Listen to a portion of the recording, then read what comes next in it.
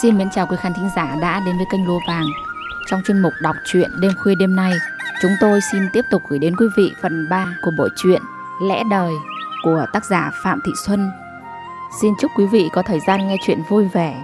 Đừng quên bình luận và ấn đăng ký để ủng hộ kênh, chia sẻ để nhiều người cùng được thưởng thức những câu chuyện hay quý vị nhé. Còn bây giờ qua diễn đọc của Thu Hà, xin mời quý vị chúng ta cùng thưởng thức. Thế là chuyện được bổ nhiệm làm trưởng phòng kế hoạch vật tư của Bảo không còn gặp chướng ngại vật nào nữa, vì đối thủ của Bảo đã tự động rút lui. Tuy nhiên hôm lấy phiếu tín nhiệm, xém tí là Bảo bị loại rồi, vì số phiếu bầu cho Bảo chỉ vừa đủ để được thông qua. Vì chuyện này Bảo tức giận lắm. Bảo thầm nghĩ, nếu anh ta mà điều tra được vài người nào dám không bỏ phiếu tín nhiệm cho anh ta, thì sau này sẽ biết tay anh ta. Từ ngày Bảo được bổ nhiệm lên làm chức trưởng phòng kế hoạch vật tư, Dậu bắt đầu tiến hành một cuộc cách mạng trong gia đình. Nhìn vào đâu, vào cái gì, Dậu cũng thấy nó không tương xứng với địa vị mới của chồng. Ngôi nhà 3 gian xây cách đây hơn chục năm, giờ đây trở nên lạc hậu trong mắt Dậu. Dậu nghĩ phải chi hồi ấy, làm nhà theo kiểu nhà hộp thì bây giờ có phải đã dễ dàng xây thêm một tầng nữa rồi vài nhà quanh đây không? Nhìn người ta lên tầng này, tầng khác mà sốt ruột. Ai đời nhân viên thì ở nhà lầu, mà sếp thì phải ở nhà trệt, nghĩ có nhục không? Dậu nói điều này với chồng thì Bảo vặn lại. Thế hồi ấy ai một hai đòi xây nhà 3 gian cho bằng được? Dậu nguyết chồng một cái rõ ràng. Thì là tôi có chối cãi gì đâu. Nhưng ông là đàn ông đàn an, lẽ ra ông phải biết nhìn xa trông rộng chứ. Nhưng mà nhà mình thì đã sao nào, vẫn còn tốt chán. Ông đừng có mở quên, bây giờ ông đã là trưởng phòng, mà là trưởng phòng kế hoạch vật tư, ông nhớ chưa? Không phải như trước kia mà nhà cửa thế nào cũng được. Bà tưởng trưởng phòng là nhất rồi đấy à? Không nhất cũng nhì, có phải ai muốn cũng được đâu.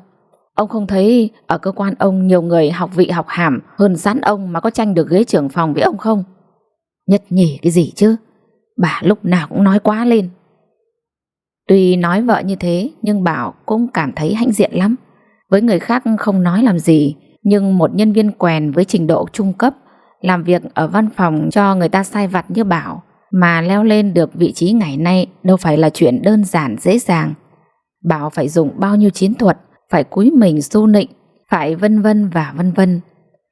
Và mới đây, nếu không nhờ kế hoạch cao siêu của Dậu, thì chắc gì Bảo đã yên vị ở ghế vị trí trưởng phòng ho ra bạc khạc ra vàng này. Những người trước đây đã từng là cấp trên của Bảo, từng sai Bảo và nhìn Bảo bằng con mắt bề trên, bây giờ hẵng có phần nể nang vì anh đã đứng ngang hàng với họ. Chưa nói vị trí của anh mang nhiều lợi lộc nhất, một người làm quan cả họ được nhờ, Bảo cũng để vợ con thơm lây một chút. Thôi thì tùy Dậu, cô muốn làm sao thì làm. Thế là Dậu bắt tay vào chiến dịch của mình. Dậu thở dài. Nếu có nhiều tiền hơn, Dậu đã mua hẳn một ngôi nhà tầng ở trung tâm thành phố rồi. Nghĩ mãi cải tạo nhà cũng tốn không ít tiền. Dậu bàn với chồng phá ngôi nhà cũ đi để xây lại một ngôi nhà mới 2 tầng khang trang. Chứ cái kiểu chắp chắp vá vá thì không đẹp, mà rồi cũng phải chỉnh trang lại. Bảo thì không hài lòng lắm, mới lên chức trưởng phòng mà đã xây nhà ngay, sợ có người ghen ăn tức ở dòm ngó đến. Nhưng Dậu không đồng ý. Ông tưởng tôi không nghĩ đến chuyện đó à? Bây giờ mình xây nhà, người ta mới không nói vào nói ra được. Nhưng vài năm nữa mới có lời ong tiếng ve, mới lên trưởng phòng thì đã ăn uống gì được. Người ta nghĩ thế đấy. Bảo phản đối yếu ớt. Nhưng mà... Dậu kiên quyết. Không nhường nhị gì cả, ông nghe lời tôi đi, không sai đâu.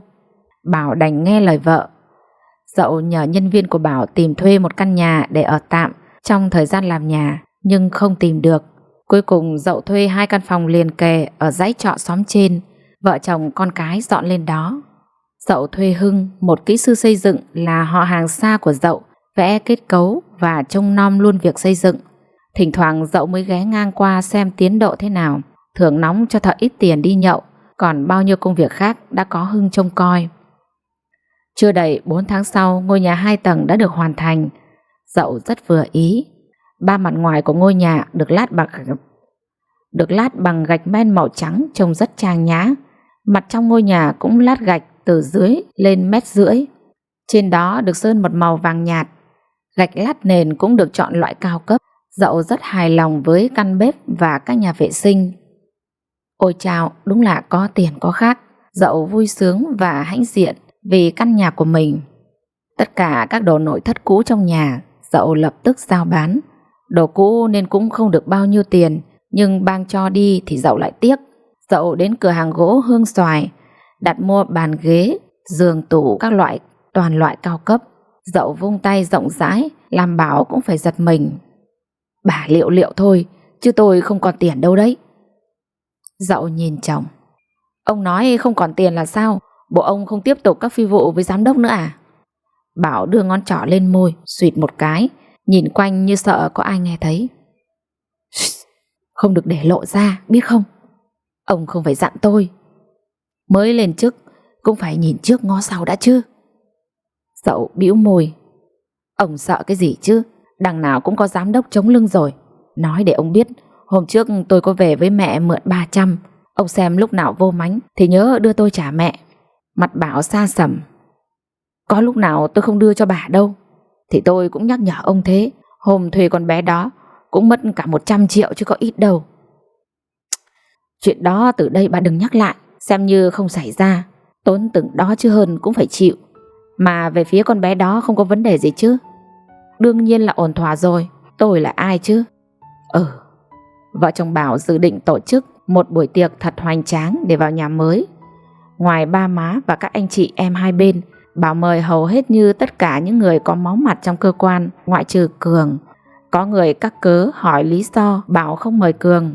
Bảo trả lời vì nhiều khách quá nên việc sót 1-2 người là bình thường. Hôm đó khách khứa đến rất đông.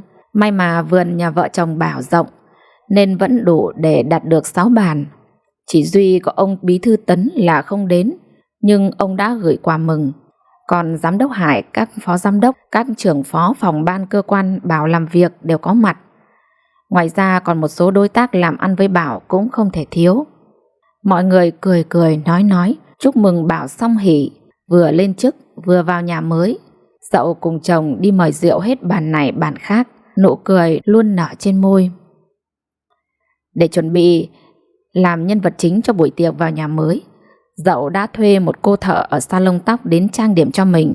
Dậu cũng thuê một chiếc váy đỏ đắt tiền ở tiệm, nhưng Dậu vẫn thấy mình có phần thua kém một số phụ nữ đến dự, đặc biệt là phu nhân của giám đốc Hải.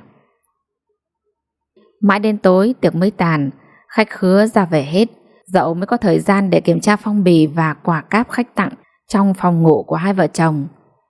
Lúc thì Dậu reo lên vì số tiền lớn bất ngờ của một đối tác, lúc thì Dậu lại bực mình vì sự keo kiệt của một vị quan khách. Nhưng cuối cùng Dậu rất hài lòng với kết quả thu được. Dậu dư sức trả tiền cho má cô, lại còn dư thêm một khoản không nhỏ. Sau ngày đó Dậu cũng bắt đầu ăn diện hơn. Dậu không ngần ngại xếp xó những bộ đồ tây hoặc những váy áo đã lỗi mốt mà trước đây cô vẫn mặc đi làm. Dậu đến các cửa hàng quần áo sang trọng, sắm một loạt những bộ đồ hàng hiệu. Thôi thì đồ kiểu, áo đầm, váy ngắn, váy dài. Với Dậu, đây cũng là lần đầu tiên cô mua sắm mặc những y phục cao cấp như vậy. Trước đây cô chỉ may ở một cô thợ may quen hoặc mua hàng chợ, những quần áo đó thường rẻ tiền. Dù gì bây giờ Dậu cũng là phu nhân của một trưởng phòng kế hoạch vật tư rồi, Dậu đâu thể ăn mặc xuề xòa được. Với lại Dậu cũng đâu có già, 42 tuổi khi trang điểm vào, trông Dậu vẫn còn xuân sắc lắm. Nếu da Dậu mà trắng thêm chút nữa thì các cô gái ở cơ quan Bảo khó mà bì kịp. Nhắc đến các cô gái trẻ, lòng Dậu không tránh khỏi đôi chút lo ngại. Từ ngày Bảo lên chức, Dậu thấy hình như các cô gái trẻ cứ vây quanh anh. Có lần có việc, Dậu đến gặp chồng ở văn phòng, thấy cô gái trẻ đang ở đó. Về nhà Dậu hỏi thì Bảo trả lời: người ta đến làm việc chứ có phải chơi đâu mà thắc mắc. Dậu vẫn nghi ngờ: làm việc gì mà chỉ có 2 người, lại còn anh em ngọt xớt ấy. Bảo cười: bà ghen đi à? Dậu bĩu môi: tôi mà thèm ghen vào, nhưng nhìn vào cứ thấy chướng mắt thế nào ấy. Thế tôi phải làm sao đây? Không làm việc với đối tác từ trước à? Việc gì mà phải từ chức? Ông có nhớ làm thế nào mới ngồi được lên cái ghế này hay không? Bà không phải nhắc. Thôi công việc của chồng như vậy, dậu đành chịu. Dậu cũng phải tân trang một chút cho chồng khỏi tham của lạ. Theo lời khuyên của mấy cô bạn thân, dậu đặt mua những mỹ phẩm cao cấp để dùng. Trước khi đi làm hoặc đi ra ngoài, dậu đều trang điểm cẩn thận. Mình mà không tự chăm sóc và làm đẹp thì khó mà giữ chân được quý ông chồng. Trả bù cho ngại con gái, dậu không cần son phấn cũng xinh ra phết. Chẳng thế mà không ít chàng trai lò dò đi theo xin chồng cây si. Bảo lấy được cô cũng nhờ cái tài dẻo miệng và ga lăng phết. Nghe lời xúi dại của cô bạn thân, dậu đến một thẩm mỹ viện có tiếng trong thành phố. Với dậu, màu da là khuyết điểm lớn nhất của cô. Theo tư vấn của các nhân viên ở đó, dậu bắt đầu áp dụng liệu pháp trẻ hóa làn da, liệu pháp tắm trắng. Thôi thì liệu pháp nào, dậu cũng muốn được thực hiện. Việc chăm sóc da đúng là có hiệu quả thật, nhưng cũng tốn tiền không ít. Nhưng kệ, tiền thế đã có Bảo kiếm rồi. Cô không tận hưởng rồi ít năm nữa già đi, có muốn làm thì cũng vô ích.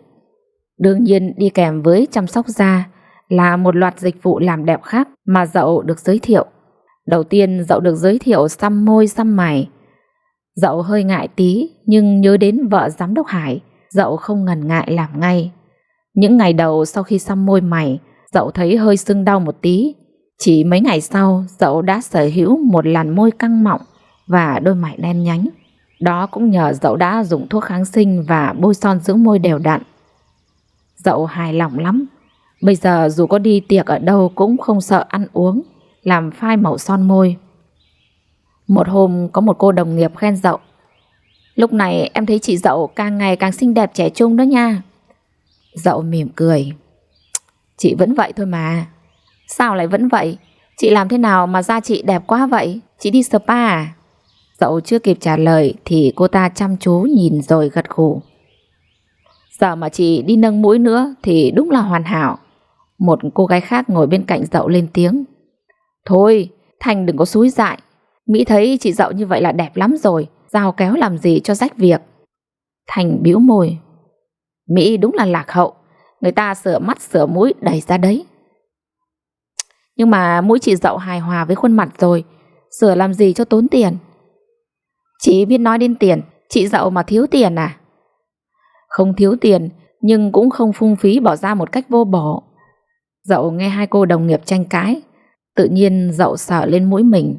Mũi dậu không cao, phần giữa mũi hơi lõm xuống, không được đẹp lắm.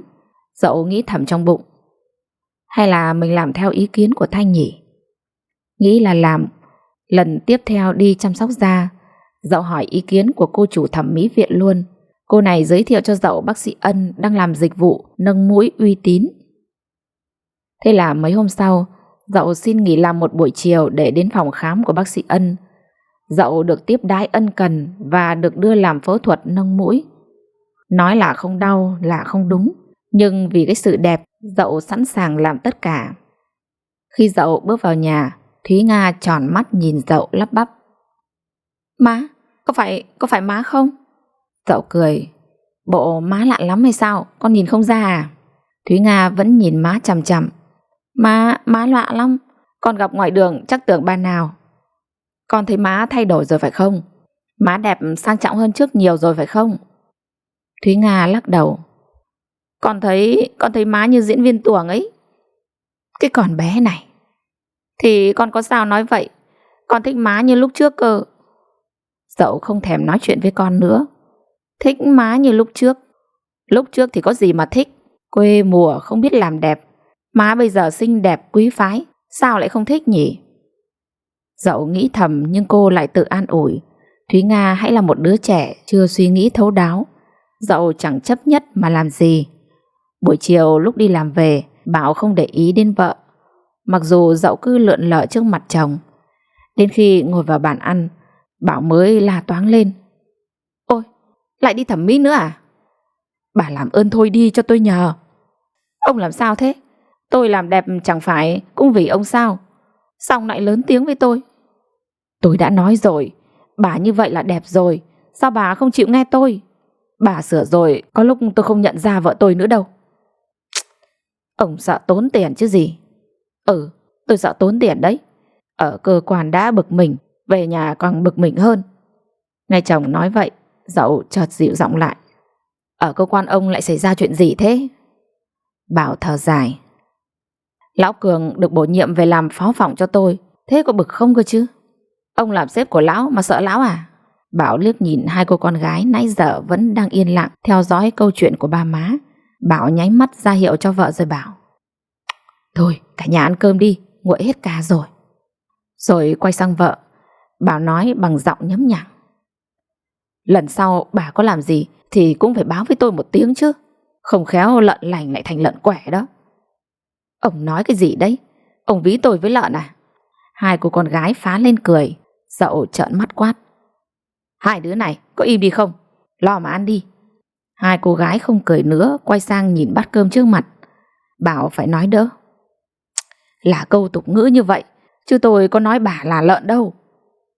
Tôi ghét nhất là ca dao tục ngữ. Lần sau có gì ông nói rõ cho tôi, đừng nói cái kiểu ví von đó, tôi không thích đâu. Thôi được rồi. Bảo vừa ăn vừa nhớ lại sáng sớm hôm nay. Bảo vừa bước vào phòng thì đã thấy Cường ngồi ở đó. Mấy nhân viên trong phòng đang chào và chúc mừng phó trưởng phòng mới nhậm chức. Có trong mơ Bảo cũng không ngờ phòng tổ chức lại âm thầm bổ nhiệm cho Cường lên làm phó trưởng phòng, do Bảo phụ trách. Mà sao ông Hải không nói gì với Bảo chứ? Mặt Bảo cứ nghệch ra trông thật buồn cười. Cường chào Bảo: Trái đất tròn, không ngờ lại được làm việc dưới quyền của anh. Bảo giả lạ: Từ nay chúng ta sẽ là đồng đội, cậu Cường nhá. Tôi không dám. Bảo nhìn Cường trong lòng có chút nghi ngại. Cường là người thẳng thắn và cương trực. Chưa kể Cường đã từng bị Bảo bẫy cho một cú đau. Chuyện Cường nuôi hận trong lòng là điều đương nhiên. Có lẽ từ nay làm việc gì Bảo cũng phải dè chừng Cường. Nếu không sự việc mà lộ ra, Bảo sẽ không được yên thân. Bảo cũng không thể ngừng lại mọi việc. Guồng máy đang chạy trơn tru mà Bảo làm mắt xích trong đó. Bây giờ Cường mới nhậm chức, anh ta chưa nắm được mọi hoạt động của phòng. Nhưng với trí óc thông minh của Cường, Bảo biết chỉ một thời gian ngắn, Cường sẽ nắm được tất cả các thông tin về dự án mà phòng kế hoạch vật tư đang thực hiện. Từ hôm Dậu đi thẩm mỹ viện nâng mũi về, mấy cô bạn cùng cơ quan cứ trầm trồ khen đẹp và còn hỏi Dậu làm ở đâu cho xin địa chỉ thẩm mỹ viện với.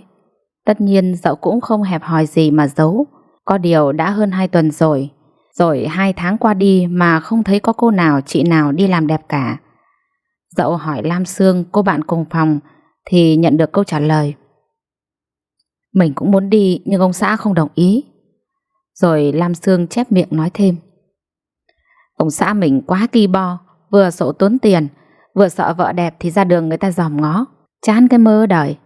Cứ như Dậu là sướng nhất, có ông xã tâm lý hết biết, cũng không lo chuyện tiền bạc gì cả. Cô này thì bảo không có thời gian, còn cô kia thì sợ tốn kém. Toàn những lý do không đâu vào đâu. Dậu nhìn mấy người bằng ánh mắt thương hại và tự hãnh diện, nghĩ rằng mình là người phụ nữ đã được giải phóng hoàn toàn và đi đầu trong lĩnh vực thời trang ở đây. Hôm kia hai vợ chồng Dậu đi dự tiệc ở nhà giám đốc. Vợ giám đốc có lẽ chỉ hơn Dậu 5-7 tuổi gì đó, nhưng tỏ ra là một người phụ nữ sành điệu, lịch thiệp, làm Dậu cũng có phần ngưỡng mộ. Khi chỉ có hai người ngồi với nhau, vợ sếp nhìn Dậu chăm chăm rồi nói: Chị thấy lúc này em đẹp hẳn ra, mà lại còn trẻ nữa. Em vẫn bình thường mà chị. Chị ta lắc đầu: Chị thấy thay đổi nhiều so với lần gặp chị ở tiệc nhà mới.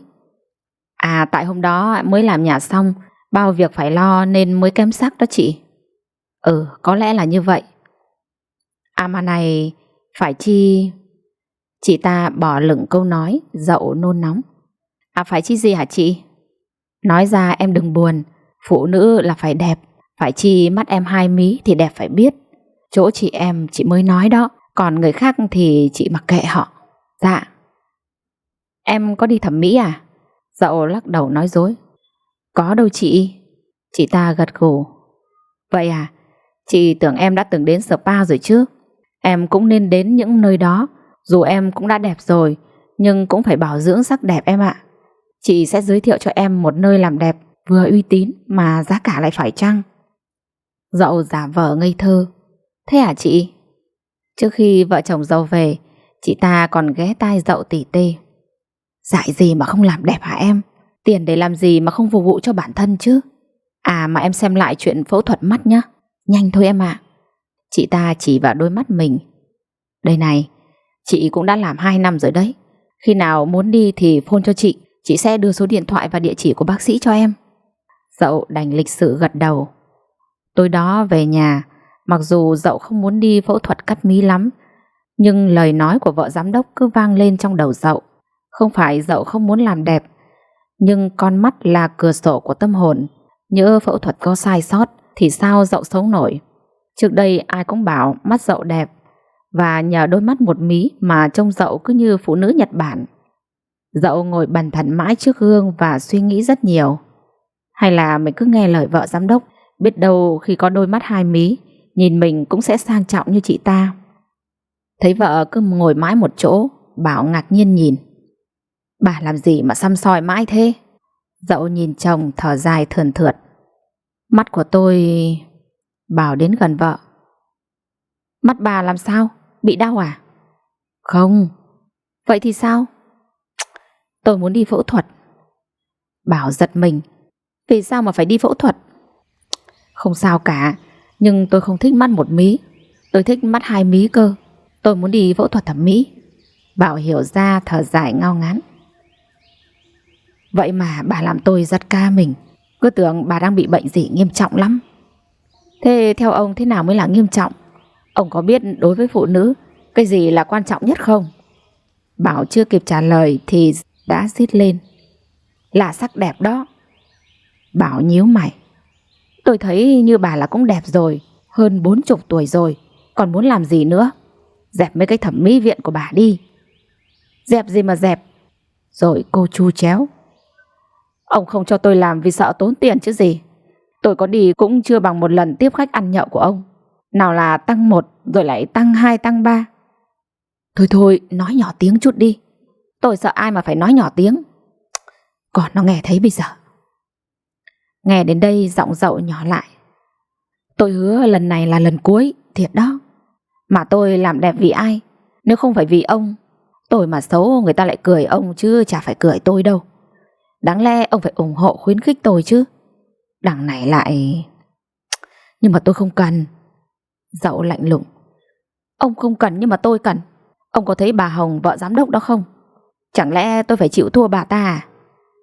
Người ta là vợ giám đốc, bà chịu thua thì có sao đâu. Nhưng mà tôi không cam tâm. Tôi trẻ hơn bà ta mà. Tôi mệt mỏi với bà quá. Bà có biết mấy lúc này công việc của tôi áp lực lắm không? Mỗi một tên phó phòng mà ông cũng không đối phó được thì còn nước non gì nữa. Bà tưởng nói đối phó là đối phó ngay được sao? Thôi thôi, tôi không can thiệp vào việc của ông nữa. Việc ở cơ quan đừng mang về nhà cho thêm nhức đầu. Thì do là bà khơi gợi đó thôi. Tôi biết rồi, tôi xin lỗi. Ông đồng ý cho tôi đi sửa mắt nhé. Có tiếng thì thầm của 2 đứa con gái bên ngoài. Có lẽ tụi nhỏ thắc mắc, không biết vì sao mà ba má lại cứ cãi nhau mãi. Cái nắm cửa xoay nhẹ nhưng không có ai vào phòng. Bảo không muốn đôi co với vợ nữa, anh thở dài. Thôi thôi tùy bà muốn làm gì thì cứ việc, tôi không có ý kiến. Sau này có gì thì đừng có trách tôi không nói trước nha. Dậu cũng dịu giọng. Thế cảm ơn ông nhá. Ngay từ đầu mà ông đồng ý ngay thì có phải tốt hơn không? Thế là mấy ngày sau, theo lời giới thiệu của vợ giám đốc, Dậu đến ngay cơ sở thẩm mỹ của bác sĩ Trâm Anh. Đến đây Dậu được giải thích phẫu thuật. Dậu định làm cho mắt 1 mí thành 2 mí là phẫu thuật cắt mi. Đại khái cắt mi chỉ là một loại tiểu phẫu nhỏ, tạo một vết rạch mảnh ở dưới da, trên bầu mắt để loại bỏ da và mỡ thừa ở mắt. Kết quả là tạo ra 1 mí ở mắt dưới. Đôi mắt 1 mí sẽ thành 2 mí to và sâu, hài hòa với gương mặt. Sau khi nghe giải thích, Dậu càng yên tâm và thấy quyết định của mình là đúng đắn. Lần này các chị em ở cơ quan cô cũng như cơ quan chồng thế nào cũng lác mắt vì thán phục. Phụ nữ mà không biết làm đẹp thì còn gì là phụ nữ nữa. Nhưng mọi việc không được suôn sẻ như dự kiến ban đầu. Cuộc phẫu thuật tưởng chừng rất nhanh lại kéo dài gần 3 tiếng đồng hồ. Nằm trên bàn mổ, Dậu nóng ruột lắm, đã thấy ân hận vì quyết định của mình. Bác sĩ bảo vì mắt Dậu có nhiều khuyết điểm nên cần chỉnh sửa, nên thời gian phẫu thuật kéo dài hơn so với những người bình thường khác. Bảo giận nên không thèm đưa đi, cũng không đến đón vợ về từ thẩm mỹ viện như mọi lần. Cậu tài xế cơ quan Bảo không biết có vấn đề gì mà Dậu gọi mãi, điện thoại đổ chuông hoài nhưng không bắt máy. Dậu đành gọi taxi trở về nhà. Dậu mới đặt chân vào cửa, hai cô con gái đã nhìn má bằng đôi mắt đầy vẻ nghi ngại. Dậu lên tiếng: "Má về sao hai đứa đứng ngây ra đó?" Thúy Hồng vẫn nhìn má chằm chằm. "Má ơi, má bị tai nạn à? Sao má không gọi ba hay chị Nga đón má về?" Dậu lườm con. "Con nói bậy bạ cái gì đấy? Tai nạn là thế này thế nào?" Thúy Hồng vẫn hồn nhiên. "Xem mắt má kìa, sưng lên lại còn bị bầm nữa. Má bị té à? Hay là bị ai đánh? Hay là ba..." Dậu ngắt lời con. "Cái con bé này, má mới phẫu thuật xong nên mắt còn sưng, chứ ai mà dám đánh má. Để vài bữa nữa mắt sẽ đẹp, con lại thích được như má cho coi." Thúy Hồng lắc đầu. "Con chẳng thích như vậy đâu, nhìn ghê quá má à." "Ghê gì mà ghê? Má à, nhìn má bây giờ không giống má của con tí nào. Nhìn má cứ giống như bà khác ấy." "Con nói nhằng nói quậy cái gì đấy? Má vẫn là má của con đây mà." Dậu quay sang nhìn Thúy Nga. Con bé vẫn đứng yên không nói gì. Thời gian gần đây Dậu mải bận làm đẹp nên lơ là việc nhà cửa. Con bé phải cáng đáng hết. Con bé không có thời gian học bài đầy đủ. Sáng nay lên lớp bị cô giáo mắng. Bây giờ nhìn má thế, Thúy Nga chỉ muốn khóc thôi. Con bé giận dỗi bỏ vào phòng, không thèm nghe tiếng gọi của Dậu. Ở thẩm mỹ viện, bác sĩ đã dặn kỹ những điều phải làm sau khi phẫu thuật, nhưng Dậu quên mất. Tối hôm mới phẫu thuật về, thấy đau ở vết mổ, Dậu lấy 2 viên aspirin pH8 uống. Sáng hôm sau, theo thói quen sau khi ngủ dậy, Dậu đã trang điểm thật đậm. Những việc làm vô ý ấy của cô đã ảnh hưởng đến đôi mắt vừa phẫu thuật. 3 ngày sau mắt Dậu vẫn còn sưng và tím. Dậu buộc phải đeo một đôi kính đen to để không ai nhìn thấy mắt mình.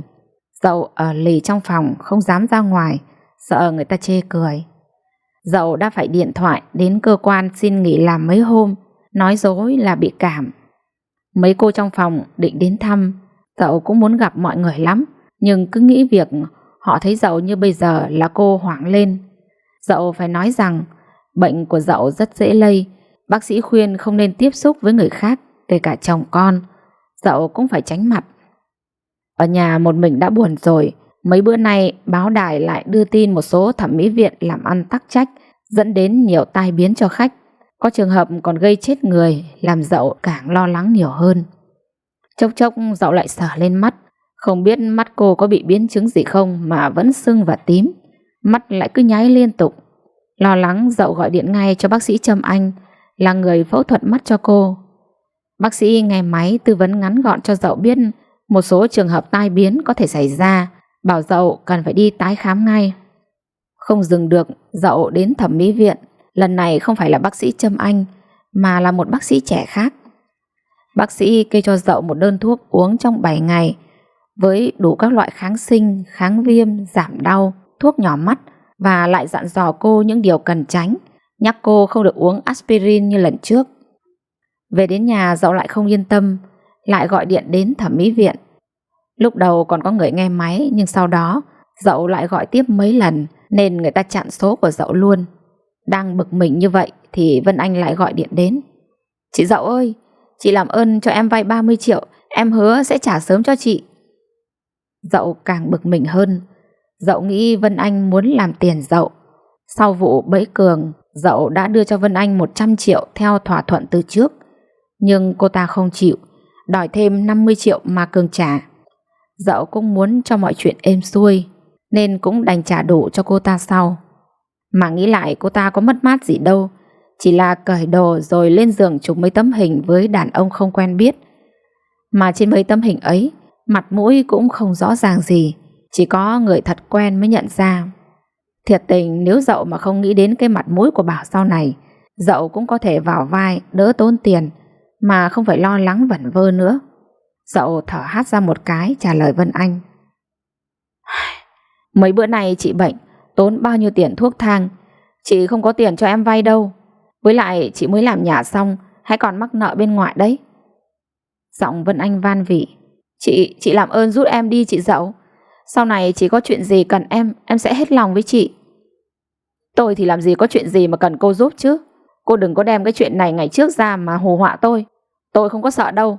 Thế nhá. Dậu toan tắt máy nhưng Vân Anh đã kêu lên. Chị ơi, em nào có hù dọa gì đâu. Mẹ em đang bệnh nặng nằm viện, cần phải mổ gấp. Em không mượn được ai nên mới nghĩ đến chị. Chị giúp em lần này đi, em đội ơn chị suốt đời. Dậu bĩu môi. Sao tôi phải giúp cô chứ? Nhớ ngày trước cô cứ nằng nặc đòi 50 triệu của Lão Cường là tôi đã tức ói máu rồi. Đừng có gọi điện cho tôi nữa. Nói xong Dậu cúp máy rồi chặn luôn số của Vân Anh. Đương nhiên không phải là Dậu không có tiền, chỉ mới lên trưởng phòng một thời gian ngắn mà tiền cứ vào nhà Dậu ào ào. Nhưng ai mà tin cô ta chứ? Cái loại gái bia ôm mạt hạng ấy, cô ta chỉ giả vờ mẹ ốm để vay tiền của Dậu thôi. Mặc dù có thật đi nữa thì Dậu cũng không hề có nghĩa vụ để lo chuyện bao đồng. Đúng là bực mình. Đã thế buổi chiều đi làm về, nhìn thấy Dậu đang ngồi trước gương, Bảo lên tiếng mỉa mai. Không khéo công lại biến thành quạ. Đã bảo đừng đi rồi, cứ đòi đi cho bằng được. Đẹp mặt chưa? Bây giờ có dám vác mặt ra ngoài đường không nào? Vợ với chả con chán chết đi được. Dậu tức lắm nhưng không dám lên tiếng trả lời, sợ càng làm Bảo tức giận thêm. Bản thân cô cũng thấy ân hận lắm. Đẹp đâu chưa thấy, chỉ thấy khó chịu, không được ra ngoài thôi. Thẩm mỹ viện chăm sóc da cứ gọi điện cho cô, nhắc cô đã đến ngày. Cô phải nói cô bị bệnh không đến được. Giá như cô chịu nghe lời Bảo thì bây giờ cơ sự đã không đến nông nỗi này. Nhưng cũng may là mấy ngày sau nữa thì mắt Dậu đã đỡ sưng đỡ đỏ. Sau đó thì lành hẳn. Dậu nhìn vào gương, thấy đúng là mắt hai mí thiệt rồi. Nhưng Dậu không thấy mình xinh đẹp hơn trước. Lúc ngủ thì mắt không nhắm kín được, cứ mở như còn thức. Thêm nữa không biết vì sao mắt Dậu cứ nháy và chảy nước mắt liên tục, làm Dậu rất khó chịu. Nhìn vợ như vậy Bảo cũng thấy sốt ruột lắm. Cuối cùng Bảo phải khuyên Dậu đến khoa mắt của bệnh viện thành phố để khám lại. Ở đây bác sĩ giải thích là việc phẫu thuật lần trước của Dậu có sai sót. Vậy là Dậu phải nằm thêm 1 tuần nữa để sửa chữa sai sót này. Lần này Dậu bắt đầu thấy thấm thía về hậu quả của kế hoạch làm đẹp bộc phát của mình. Dậu ân hận, tiền mất tật mang.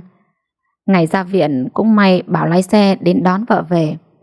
Dậu không thích lắm vì đã chót khoe với những bệnh nhân nằm cùng phòng về chức vụ và tài chính của hai vợ chồng. Nhưng Bảo đã đến, tức anh đã nguôi giận rồi. Thôi thế cũng là được. Để xả xui như lời Dậu nói, Dậu bảo cả nhà ra nhà hàng ăn một bữa cho thoải mái, khỏi phải mắc công nấu nướng rửa dọn. Cả nhà tán thành, nhất là Thúy Nga, vì gần nửa tháng nay con bé phải làm việc nội trợ thay Dậu. Nhưng khi thấy Bảo dắt chiếc xe Future ra, Dậu nhăn mặt. Bộ ông định đi xe máy thiệt đấy à? Thế không đi xe máy thì đi bằng gì bây giờ? Ông gọi cậu Quý đi. Bảo xua tay. Xe cơ quan chứ có phải xe mình đâu mà gọi. Hết giờ làm người ta còn về với vợ con, thích gọi là gọi à? Dậu bĩu môi. Vậy làm sao mà đèo cả nhà 4 người đây? Thì tôi 1 chiếc, bà 1 chiếc, chở 2 đứa nhỏ có sao đâu. Tôi không đi kiểu đó đâu. Hôm trước tôi đã nói với ông rồi, học bằng lái rồi mua 1 chiếc ô tô mà đi thì không chịu nghe. Bảo im lặng không nói gì. Dậu được đà nói tiếp. Bữa đó trung tâm lái xe người ta vào dạy tận cơ quan, mất đâu có 10 mấy triệu mà không chịu theo học. Học? Lúc đó tôi có rảnh đâu. Học lúc đó thì cái chức trưởng phòng này cho bà không? Thôi không đi nữa, ở nhà ăn cơm. Tôi mệt mỏi với bà lắm rồi. Thấy Bảo giận thực sự, Dậu bước đến ôm lấy đằng sau lưng chồng. Tôi xin lỗi, ông đừng giận nữa. Tôi chỉ có nói thế thôi, cũng đâu có ý trách gì ông đâu. Nhưng nếu ông có bằng lái xe ô tô thì nhà mình đi đâu cũng tiện. Rồi Dậu ngọt nhạt. Đấy, ông thấy không, cơ quan ông từ chức trưởng phòng lên có mấy người không có ô tô đâu nào. Đi ô tô mới sang, mới nâng con người mình lên chứ. Dù gì ông cũng là trưởng phòng kế hoạch vật tư, hơn hẳn các phòng khác. Lúc nào bà cũng trưởng phòng này trưởng phòng kia. Thì có sao tôi nói vậy. Thôi như vậy này, tháng tới ông với tôi đăng ký học lái xe đi. Bà cũng đi học lái xe cơ à? Chứ sao nữa. Bây giờ khối người phụ nữ biết lái ô tô Có bằng lái rồi thì mua xe. Bà có tiền à? Cái gì thiếu chứ, tiền mà sao thiếu được. Khối đứa đến dâng tiền mà tôi còn chưa thèm lấy đấy. Bà nói vậy là sao? Ông không cần phải biết. Cứ làm tốt cái chức trưởng phòng của ông đi, rồi tha hồ mà hái ra tiền. Bà làm gì cũng phải cẩn thận đấy, đừng để người ta nắm được thóp ấy. Ông tưởng tôi là ai chứ? Rồi Dậu khoác tay. Thôi không nói chuyện đó nữa, tôi đặt taxi rồi, nó sắp đến rồi đấy. Hai đứa nhỏ làm gì mà chưa ra. Bà cũng giỏi thật đấy. Không giỏi làm sao làm vợ trưởng phòng Bảo được. Bảo gật đầu, Dậu cũng cười theo. Cô gọi to. Nga ơi, Hồng ơi, làm gì trong đó mà chưa chịu ra vậy? Nghe gọi, hai cô con gái vội vàng đi ra. Thúy Hồng nhìn mẹ. Má ơi, mắt má hết nháy rồi kìa. Gớm, sao cái con bé này hay để ý người khác thế nhỉ? Thúy Hồng cười. Má chứ ai mà người khác. Hôm nay nhà mình đi ăn mừng vì mắt má đã được chữa phải không má? Dậu chưa kịp trả lời, taxi đã đến cổng. Dậu kéo tay Bảo ra ngoài, rồi bảo hai cô con gái trước, sau đó quay lại khóa cổng cẩn thận. Dậu lên xe sau cùng, lái xe chở cả nhà đến nhà hàng mà Dậu đã gọi đặt từ trước. Vào một buổi tối mát trời, không biết có ai xúi giục hay góp ý gì không, Dậu nói với chồng trong lúc họ đang chuẩn bị đi ngủ. Ông này, từ nay vợ chồng mình phải thay đổi cách xưng hô mới được. Bảo ngạc nhiên nhìn vợ, không biết Dậu lại định giở trò gì đây. Dậu nói tiếp. Vợ chồng người ta già hơn mình, như vợ chồng giám đốc đó, lúc nào cũng anh em, nghe vừa trẻ trung vừa tình cảm. Ai như vợ chồng mình, ông bà, mình tôi, nghe khô khan lắm. Mà mình đã già đâu nào. Bảo thấy buồn cười. Xưng hô thế nào mà chả được, mà sao bà hay so sánh với vợ chồng giám đốc thế nhỉ? Người ta làm giám đốc thì mình cũng là trưởng phòng. Và lại biết đâu vài năm nữa anh lại được thăng chức thì sao? Bảo vẫn không đồng ý. Thăng chức thì phải thay đổi cách xưng hô à? Với lại có thăng lên giám đốc thì được, chứ lên phó giám đốc thì tôi thà vẫn trưởng phòng thế này còn hơn. Sao thế? Bà không biết hay là giả vờ không biết đấy thế? Phó giám đốc thì chỉ có danh làm sao kiếm tiền bằng tôi. Giám đốc đúng là cao tay, một mình duyệt chi tất cả, không cho các phó nhúng tay vào. Thế thì cứ là trưởng phòng. À, mà trở lại vấn đề chính, vợ chồng mình thay đổi cách xưng hô đi nhá. Bà thật là nhiều chuyện. Thế trước đây chẳng phải đã gọi nhau như thế rồi à? Có sao đâu. Dậu trợn mắt nhìn chồng. Sao khi nào anh cũng nói trước đây? Trước đây với bây giờ có giống nhau không? Bà làm thế người ta cười cho là trường giả học làm sang đấy. Ai cười thì người đó hở 10 cái răng, cần gì phải quan tâm. Bảo xua tay, không muốn cãi nhau với vợ. Nhưng tôi gọi như thế quen rồi, bây giờ đổi lại có chút ngượng ngượng thế nào ấy. Giọng Dậu pha chút hờn dỗi. Thế anh với mấy cô ở cơ quan thì sao nào? Gọi anh em ngọt xớt. Với người khác thì gọi anh được, với vợ thì không à? Mấy cô đó dịu dàng hơn vợ. Dậu véo tai Bảo một cái rõ đau. Anh nói cái gì? Bảo né người sang một bên. Không, tôi có nói gì đâu. Anh nhắc lại đi, anh vừa nói gì? Sợ ồn ào các con nghe thấy, Bảo đành cười. Thôi, bà gọi gì cũng được, tùy bà. Dậu nhíu mày. Sao lại tùy bà? Thì tùy em, được chưa? Dậu hôn lên má chồng. Thế có phải dễ thương không? Tối nay em sẽ thưởng cho anh nhé. Bảo đột nhiên tránh xa vợ ra. Thôi, khỏi thưởng. Hôm nay anh tiếp khách mệt lắm rồi, không có sức đâu mà nhận thưởng. Dậu vẫn sán lại gần chồng. Cái anh này, người ta đang có hứng thì. Dậu ôm lấy chồng, bắt buộc Bảo phải thực hiện nghĩa vụ làm chồng cho bằng được. Xong việc Bảo lan ra ngủ, còn Dậu thì cứ nằm trằn trọc mãi không ngủ được. Suy nghĩ lan man, tự nhiên Dậu nghĩ đến cái tên của mình và cảm thấy bực mình. Bạn bè cùng trang lứa với cô, người nào cũng có những cái tên thật kêu. Nào là Hồng Ngọc, Thúy Diễm, Lệ Hằng, hoặc ít ra cũng là Lan, Thủy, Thảo, Trang. Chỉ có cô mang cái tên xấu nhất, Nguyễn Thị Dậu. Cô còn nhớ lúc cô còn học lớp 9, một hôm có đứa bạn quái ác trêu chọc Dậu trong giờ ra chơi. Chị Dậu ơi, chị Dậu. Nói rồi nó phá lên cười. Có mấy đứa khác cũng xúm lại cười theo. Dậu ngơ ngác. Có chuyện gì thế? Một đứa khác bước đến trước mặt Dậu nói to. Chị Dậu ơi, chị bán chó được bao nhiêu tiền? Mấy đứa kia cười ồ lên rồi đồng thanh. Chị Dậu ơi, chị Dậu, tắt đèn nhà ngói cũng như nhà tranh chị Dậu nhỉ? Dậu đã hiểu ra. Hôm trước khi cả lớp học xong tác phẩm Tắt đèn của nhà văn Ngô Tất Tố, cô giáo kết luận số phận người phụ nữ dưới chế độ phong kiến đầy bi kịch, đau khổ, bất hạnh, oan khuất. Một điển hình là nhân vật chị Dậu mà chúng ta vừa học. Dậu sấn tới chỉ tay vào đám bạn. Này, chúng mày trêu tao đấy à? Tao tên Dậu, chứ có phải là chị Dậu đâu. Một đứa cắc cớ. Vậy tên mày là Dậu chứ gì? Dậu gật đầu. Thì sao? Thì tụi tao gọi mày như thế là đúng rồi, có trêu gì đâu nào. Rồi chúng gào lên. Chị Dậu ơi, chị Dậu. Dậu tức giận điểm mặt từng đứa bạn. Chúng mày nhớ đấy nhá, để xem sau này tao là chị Dậu hay chúng mày là chị Dậu nhá. Bọn chúng cười to. Một thằng có vẻ là đầu têu ngúc ngoắc cái đầu. Mày là chị Dậu, chứ bọn tao là Nga, Sang, Long, Hồ. Có đứa nào là chị Dậu đâu. Dậu thì lo mà chịu phận chị Dậu đi, phải không chúng mày? Cả bọn lao nhau. Đúng rồi, đúng rồi. Dậu không thèm đôi co với bọn chúng nữa. Cô đến mách với cô giáo chủ nhiệm. Cô giáo kêu cả bọn lại bắt viết kiểm điểm. Tụi nó viết rồi nhưng sau đó vẫn tiếp tục trêu chọc Dậu, gọi Dậu là con gà mái mà cũng biết gáy, chuyên bới móc chuyện này chuyện kia. Chúng còn bảo Dậu đúng là cái Dậu, làm Dậu đỏ bừng cả mặt. Dậu tức lũ bạn lắm. Dậu tức luôn cụ Ngô Tất Tố. Cớ gì mà phải đặt tên cho Dậu là Dậu chứ? Còn ba má Dậu nữa, hết tên rồi hay sao mà đặt cái tên cho con gái mình là Dậu?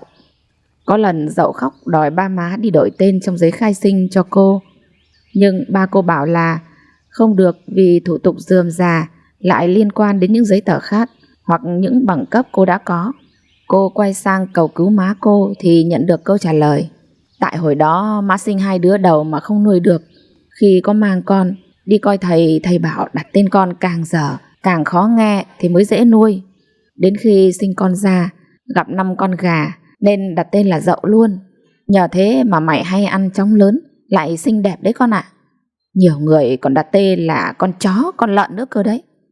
Dậu ngúng nguẩy. Sao má không đặt tên con là con chó, con lợn luôn đi? Má Dậu mắng. Cái con này, mà tên Dậu cũng được, có sao đâu. Vì cái tên này mà lắm đứa trêu chọc con, má có biết không? Nó trêu thế nào? Thì nó bảo con là chị Dậu. Chị Dậu thì sao nào? Con tên Dậu, chúng nó gọi vậy chứ có ý trêu chọc gì chứ? Má không biết đó thôi. Nó xem con là một người phụ nữ trong chuyện của cụ Ngô Tất Tố đấy. Má Dậu cười. Thì sao? Con thành nhân vật trong chuyện không tốt hay sao? Dậu gào lên. Đó là một người đàn bà nghèo rớt mồng tơi, phải bán cả con gái, bán chó cho nhà giàu. Má muốn con như thế à? Má Dậu dịu giọng. Thế à? Má không biết. Má xin lỗi. Dậu xịu mặt. Chúng còn gọi con là con gà mái, là cái Dậu nữa đó má. Má Dậu giả vờ giận dữ. Đứa nào trêu kê cục vậy? Con nói tên chúng ra đi, má sẽ mách cô giáo cho. Con cũng đã mách cô giáo rồi, cô giáo cũng đã phạt rồi, nhưng chúng nó vẫn cứ trêu. Má Dậu nhìn con gái. Khổ thân con gái tôi. Rồi chợt bà cao giọng. Mà này, chúng nó trêu mày, mày không biết đường trêu lại à? Dậu chẳng còn biết nói sao, nhưng vẫn thấy tức anh ách. Giá như có một phép màu xảy ra, Dậu chỉ ao ước được đổi tên lại. Dậu sẽ đặt cho mình một cái tên thật kêu, thật hay, cho xứng tầm với cô. Nhưng tên gì cô chưa kịp nghĩ ra. Tối nay chợt nhớ về chuyện cũ. Dậu cũng rất muốn biết lũ bạn ngày xưa liệu có gì hơn Dậu, hay chỉ là công nhân, nông dân, hay thư quý quèn. Dậu rất muốn đến ngày họp lớp cuối năm, họ còn dám trêu đùa Dậu nữa hay không, hay phải cúi mình xuôn xoe nịnh hót Dậu, vì Dậu đã là bà trưởng phòng. Nghĩ đến đó, Dậu bật cười thành tiếng. Bảo đang ngủ nghe tiếng cười của Dậu, anh thức giấc cào nhào. Làm cái gì mà cười một mình vậy? Đi ngủ đi cho tôi nhờ. Nói xong Bảo lại nhắm mắt ngủ tiếp. Dậu nhìn chồng, ước ao mình cũng dễ ngủ đến như vậy. Cô chắt lưỡi.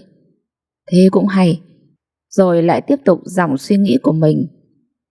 Bây giờ tất nhiên chẳng ai dám đùa ác Dậu nữa. Lúc đầu biết Dậu không thích gọi bằng tên, người ta gọi Dậu là chị Bảo, cô Bảo cho thân mật.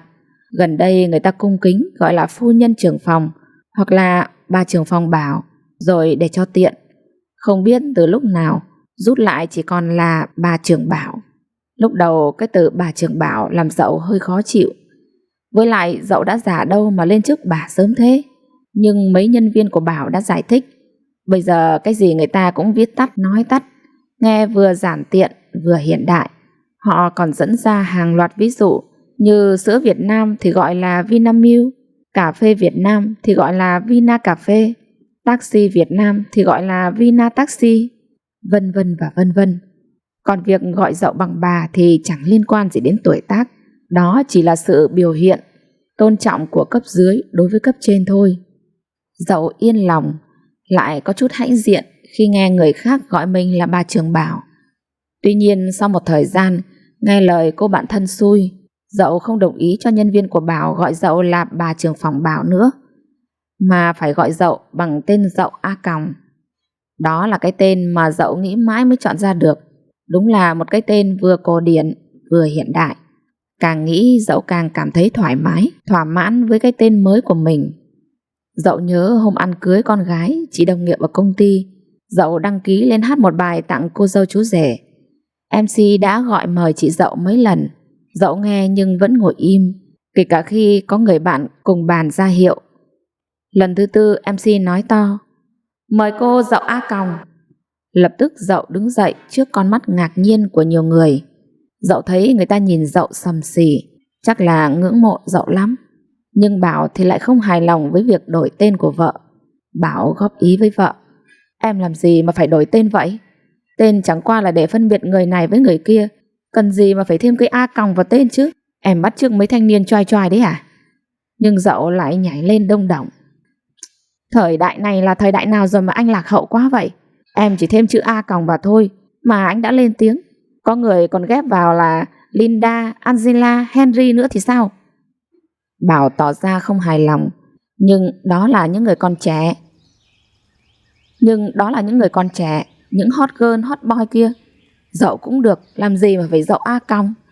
Người ta là người ta ghép một tên hay vào, còn em là A Còng. Nghe cứ như con còng hoặc cái còng tay gì đó. Dậu sưng xỉa mặt mày. A Còng chứ sao lại là con còng với cái còng? Thì A Còng, nhưng anh thấy gì đâu á. Em thích thì tìm tên khác hay hơn rồi đổi. Dậu lớn tiếng. Nhưng mà em chỉ thích A Còng thôi, vừa độc lại vừa lạ. Ai gọi chứ anh không gọi đâu. A Còng không lẽ em đến với từng người rồi bảo họ gọi em như vậy à? Có sao đâu, thông tin cho từng người cũng vui mà. Bảo mệt mỏi lắc đầu. Thôi tùy em, nhưng em nên xem lại mình đi. Em thì sao? Ở cơ quan em, ai cũng khen em xinh đẹp sang trọng, chỉ có anh là xem thường em thôi. Anh có chê gì em đâu, nhưng em đã lớn tuổi rồi, làm gì cũng nên nhìn trước ngó sau. Lớn tuổi cái gì? Em mới quá 40 thôi. Không muốn đôi co với vợ nữa, anh bỏ ra sân để ngắm mấy giỏ lan mà cậu nhân viên mới tặng. Anh tự mỉm cười hài lòng. Lên làm sếp đúng là sướng thật, chỉ cần gợi ý là có người mang đến biếu ngay.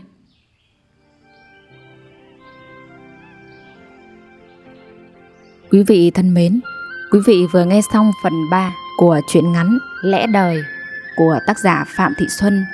Xin hẹn gặp lại quý vị ở phần tiếp theo của bộ truyện này. Còn bây giờ xin chúc quý vị có một giấc ngủ thật ngon. Xin kính chào và hẹn gặp lại.